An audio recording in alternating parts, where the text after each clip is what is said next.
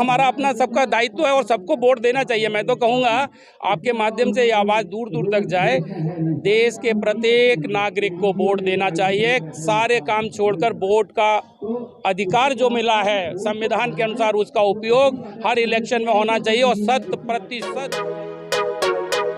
नाम जयेंद्र सिंह राणा है, मैं राष्ट्रीय अध्यक्ष हूँ confederation of x paramilitary forces martyrs welfare association का। पिछले 8 साल से हम सड़क और संसद से अपनी आवाज़ को सरकार तक पहुँचाने का कार्य कर रहे हैं और लगातार संघर्ष कर रहे हैं। आज की जो हमारी धरना देने की मजबूरी जो हमें आई है, हमारी बातें सरकार नहीं सुन रही है, चाहे वो CISF के CLMS का मामला हो, उनके 60 डेज की छुट्टी का मामला हो।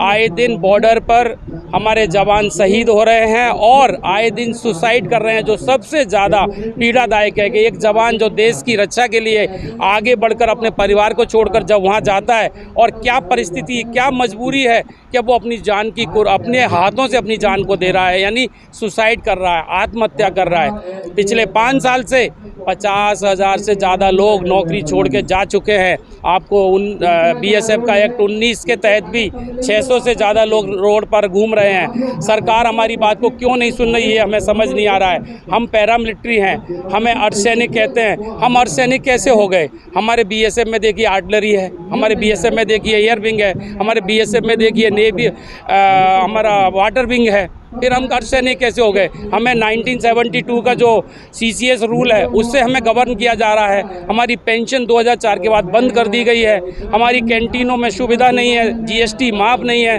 हमारे रिटायरीज़ के लिए, खास करके जो पहाड़ी क्षेत्र पर रहते हैं, उनके लिए हेल्थ की सुविधा नहीं है, CGHS की डिस्पेंसरियाँ नहीं है।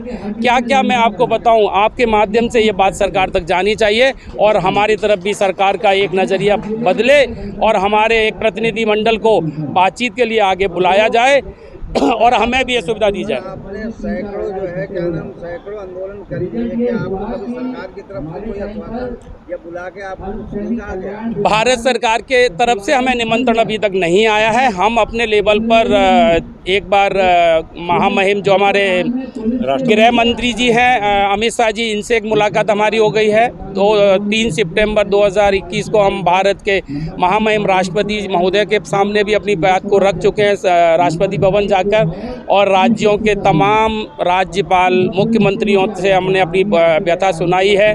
जो हमारी वार्प के चेयरमैन है DG BSF 17 अप्रैल 2023 को ही उनसे मुलाकात हुई। आपने अपने बोर्ड पे एक चेतावनी भी दे रखा, हमारी संख्या इतनी है 2024 में हम आपको अगर बता देंगे अगर हमारी मांगे नहीं पूरी होंगी। देखिए, वोट देने का हमें राइट है और वोट हम किसको दें ये भी हमारा राइट है। अगर हम सरकारों से उम्मीद करते हैं, अगर सरकार हमारी बातों को नहीं सुनेगी तो स्वाभाविक है उनके प्रति नाराजगी होगी। तो वोट देना तो हमारा अपना सबका दायित्व है और सबको वोट देना चाहिए। मैं तो कहूँगा आपके माध्यम से ये आवाज़ दूर दूर तक जाए, देश के प्रत्येक नागरिक को वोट देना चाहिए। सारे काम छोड़कर वोट का अधिकार जो मिला है संविधान के अनुसार उसका उपयोग हर इलेक्शन में होना चाहिए और 100% मतदान होना चाहिए देश में, तभी एक अच्छा नेता हम चुन पाएंगे। आप जो है आज धरना प्रदर्शन कर रहे हैं, आपका मेन मुख्य मांगे को देश को क्या संदेश देंगे? हम सरकार को ये कहना चाहते हैं कि सभी राज्यों में अर्धसैनिक कल्याण बोर्ड का गठन किया जाए, बेहतर स्वास्थ्य सुविधाएं हमारे जवानों को दी जाएं, राज्यवार हमारे को CGHS की डिस्पेंसरियां दी जाएं। जैसे अभी उन्होंने सर्विस के लिए आयुष्मान कार्ड दिए हैं, ऐसे रिटायरीज़ को आयुष्मान कार्ड देना चाहिए। और 2004 के बाद जो पेंशन बंद की है उसको पुरानी पेंशन के तौर पे बहाल कर देना चाहिए, ताकि होने वाले आत्महत्या, सुसाइड के मामले हमारे फोर्सेज में रुकें। ये हमारी मुख्य मांग होगी। अब कदम सर। मेरा नाम VS कदम, मैं ट्रेजरर हूँ confederation of x paramilitary martyrs welfare association. हम भी 8 साल से लगे हुए इसमें आंदोलन में। गवर्नमेंट का कान के ऊपर कोई जू नहीं रेंग रही है, क्या मजबूरी है ये पता नहीं है। जब भी इलेक्शन होता है कोई ना कोई कांड करवा के, हमारा है 12 लाख सर्विंग है, 8 लाख रिटायरीज है, टोटल 20 लाख और उनका 5-5 भी घर पे मेंबर है, तो 1 करोड़ हो जाता है।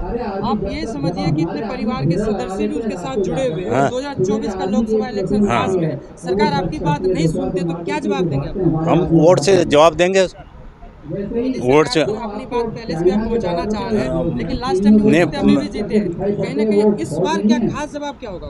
हमारा खास जवाब यही होगा कि इस बार हम आर पार के होंगे, जैसा अभी हिमाचल और कर्नाटक में अभी हुआ रिसेंटली, वहाँ क्यों नहीं जीती है? हिमाचल और कर्नाटक में कांग्रेस आई है और राजस्थान में तो है ही है, क्यों है वहाँ पे? इसलिए है कि वहाँ थोड़ा नाराज़गी है, तो इसलिए यहाँ भी नहीं, हम ये संदेश देना चाहते हैं या हमारे को 7 प्रतिनिधि मंडल को बुलाया जाए तो ताकि हमारा मुद्दा सुना जाए कम से कम। ऐसे ही आंख और कान बंद करके बैठने से काम नहीं चलेगा।